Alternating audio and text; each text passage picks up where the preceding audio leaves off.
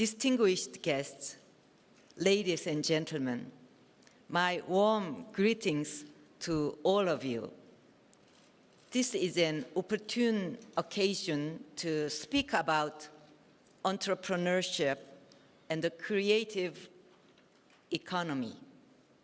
For in our post-crisis era, the global economy is charting a new course. And many of the global leaders in this audience stand at the forefront of that journey. Thanks to strong national responses, coupled with close international coordination, the global economy is gradually escaping from the crisis, yet continues still experience slow growth. High unemployment is weighing economies down. Income inequality continues to linger. Making growth sustainable is another task all of us face. As our planet eventually becomes home to 9 billion people, the need to deal with climate change and resources depletion has never been more compelling. The global financial crisis has brought these issues to the fore, but in fact, they are problems that have been with us well before the crisis, and they lay bare the limitations of our existing paradigm. We must make growth sustainable. We must make growth inclusive. But piecemeal fixes will not do. Macroeconomic policies or labor policies under existing paradigm alone will not do. What we need is nothing short of a paradigm shift. What we now need, and need urgently, is an engine that takes us beyond these constraints, one that transforms the existing order and helps reshape the world. Korea is seeking that engine in the creative economy. Ladies and gentlemen, today, the brilliant idea, creative thought, or new technology of a single individual can help move the world and get nations going. Since the Industrial Revolution, the wealth and happiness of nations, of individuals, were marked by a material divide. Recently, this has given way to a digital divide. The future will be defined by a creative divide. Whereas existing economies have focused on extracting mineral resources from the ground, creative economies seek to tap into the creativity of the human mind. We in Korea believe that the only way to solving our problems is to creatively innovate our way out. Hence, our pursuit of a creative economy vision as the new paradigm for driving our economy forward. A creative economy harnesses the creative ideas of individuals and marries them with science and technology, with IT. It promotes the convergence of different industries and the confluence of industry and culture. And along the way, it creates new markets and new jobs. Together with creativity, what is key to successfully realizing this vision is entrepreneurship. Creativity begets innovative ideas. Entrepreneurship puts innovation into action. Entrepreneurship is what translates an individual's innovative ideas and creative potential into the courage to start a new business. We have a saying in Korea, beads are not considered jewelry unless they are woven together. Entrepreneurship is what weaves together the beads of creative ideas into new markets and into new jobs. Companies must rise to the challenge of a new era. In doing so, they shouldn't be afraid of failure. Entrepreneurial spirit in the 21st century must be indefatigable. To support the thriving of entrepreneurship, barriers that stand in its way must be removed.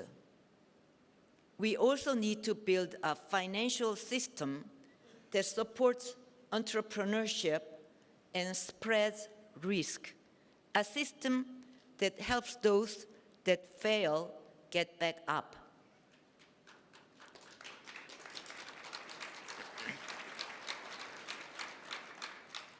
Another key task is to build a creative economy ecosystem which spurs endless research and constantly churns out new ideas and value.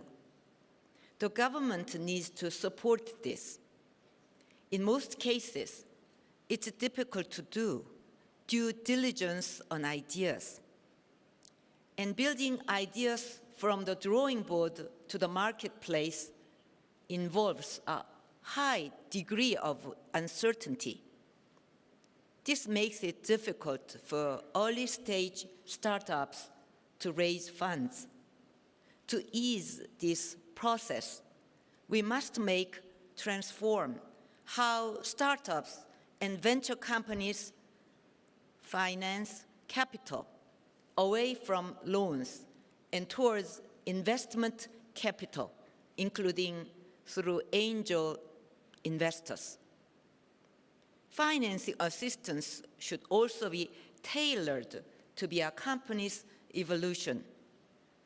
Policies should include tax breaks and other steps aimed at encouraging M&As of venture companies. Where businesses fail despite honest hard work, their creditworthiness should be restored promptly so they could try again. We need a climate where entrepreneurs can learn from their failure, bounce back, and achieve success. Korea is focusing on building an ecosystem where entrepreneurship can flourish. We will use this as a platform for fleshing out our vision of a creative economy. Last October, we opened a Creative Economy Town website. This online platform helps people with great ideas who have done creative research and have the technology, but who have quit halfway through because of difficulties in making them marketable. In the span of a few months, some 4,000 creative ideas have already been put forward. Success stories are beginning to appear as patents are filed, prototypes are produced, and funds are raised to start businesses. Here is the story of one young man. He developed an application that directly translates any word on a mobile screen and offers the user learning opportunities through a vocabulary book. After submitting the idea to the K-Startup program, he was able, with the help of mentors, to launch a cloud-based language learning application. It now supports 12 languages. In just 4 months, this application was downloaded 400,000 times. Today, it is growing into a venture business. Creative ideas such as these will help inject fresh vitality to creating jobs and growing the economy. They will underpin our nation's competitiveness. Starting this year, we will move offline and establish creative economy centers across Korea. Once the system is fully up and running, anyone with a great idea will be able to get mentoring from experts and start a business. Companies would not only be linked up with talented people, their competitive edge would also be enhanced through innovative ideas. To reinforce these efforts, we will set up a creative economy joint task force.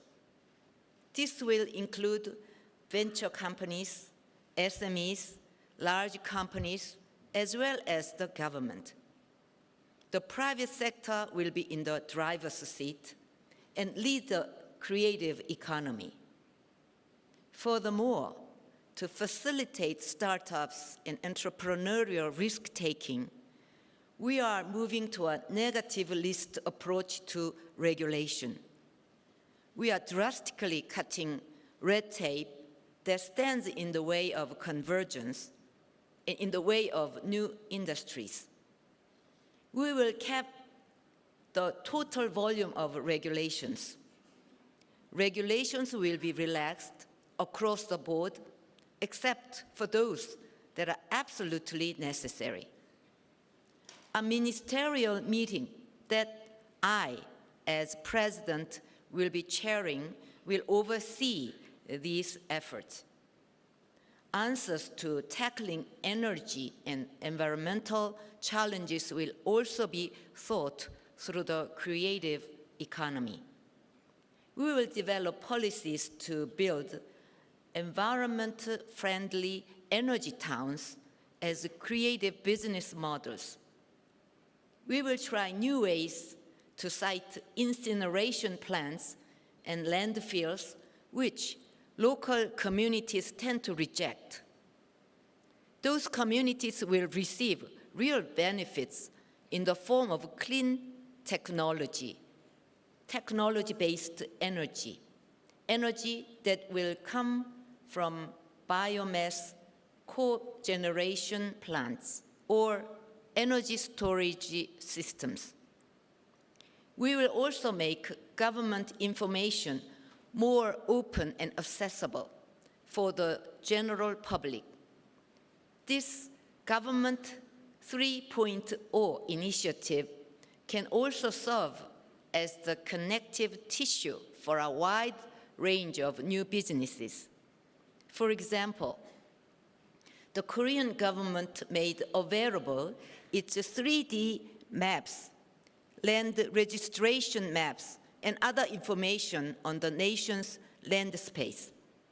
One startup made use of that data and developed a service application that estimates the power capacity and profitability of locating solar equipment in various areas on the map. Such data and ways to use our nation's land space will be made publicly available so that anyone could easily use them and develop many different services. As a result, we expect to see some 12,000 decent jobs created by 2017. Ladies and gentlemen, wouldn't it be nice to join Korea's journey towards a creative economy?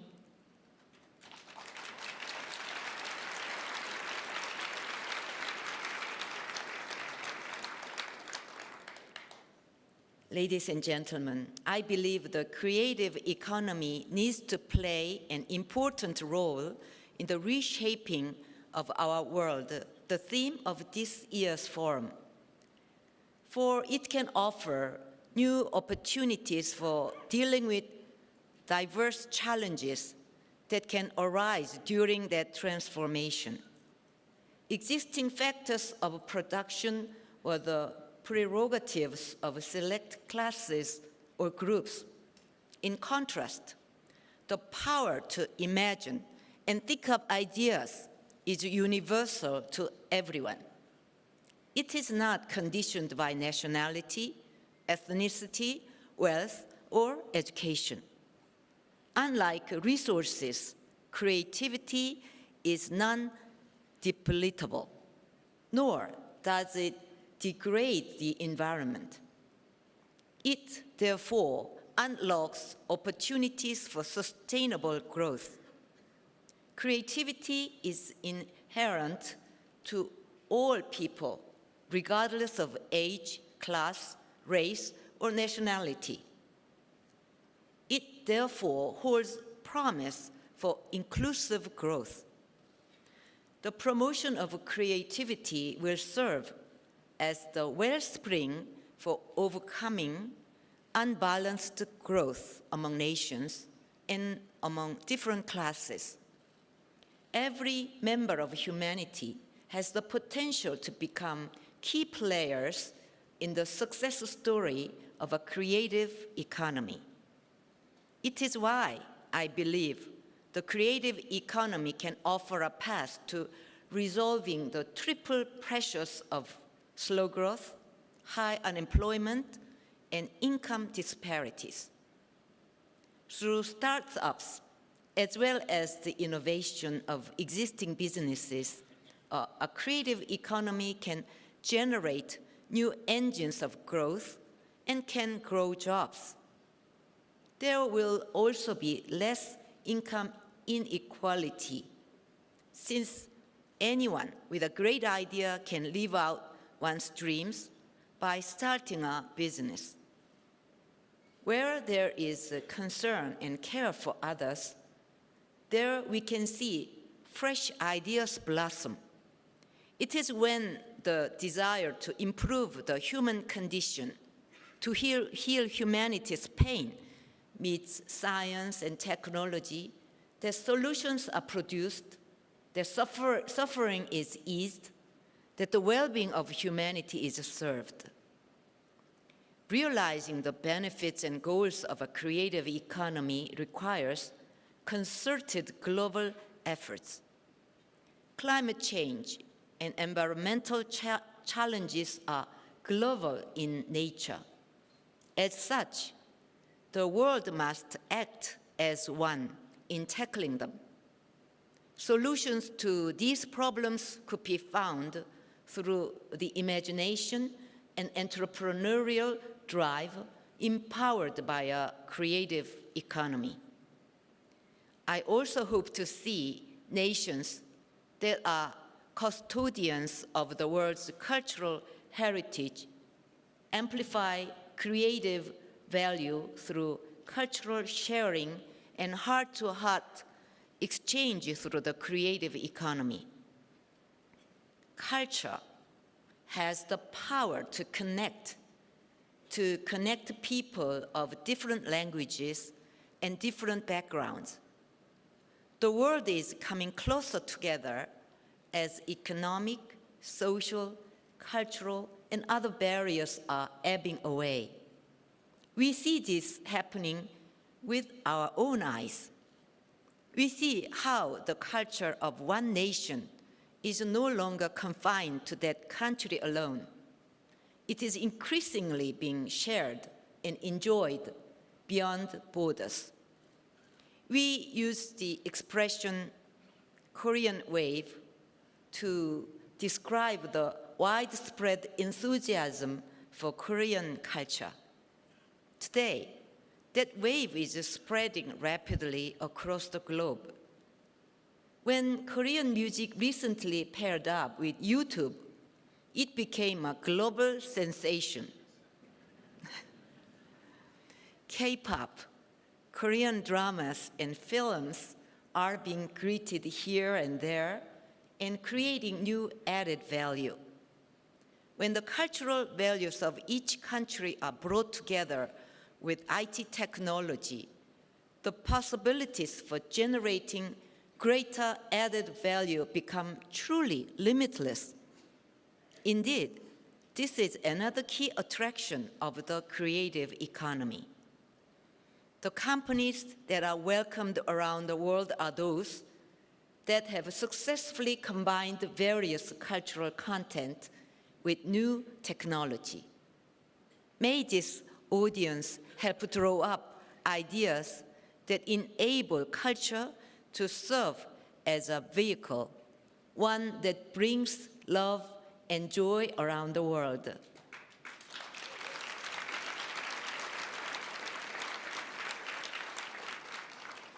Ladies and gentlemen, since the global economic crisis, the Washington consensus has not been regarded as sacred as it once was. The world beckons for something more, something that better meets the calling of our time. But a new consensus has yet to emerge. May this World Economic Forum lead to what we could call the Davos consensus, the belief in entrepreneurship as the driving force of sustainable, inclusive growth.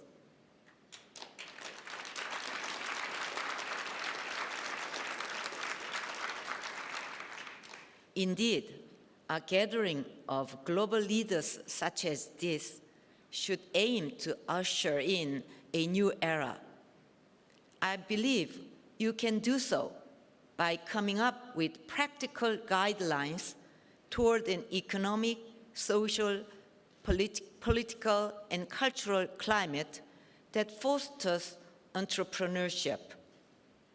I hope that Korea's quest for a creative economy can also offer others a practical entrepreneurship-driven strategy for shaping a new future.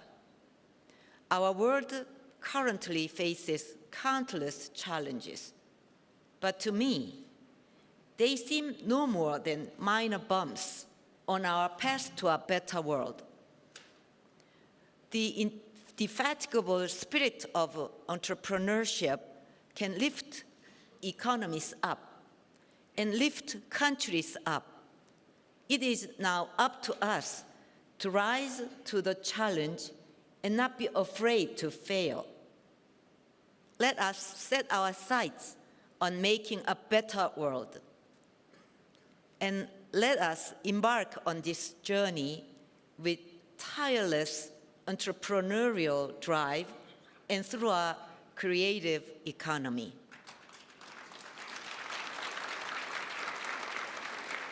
Thank you, ladies and gentlemen, for your kind attention.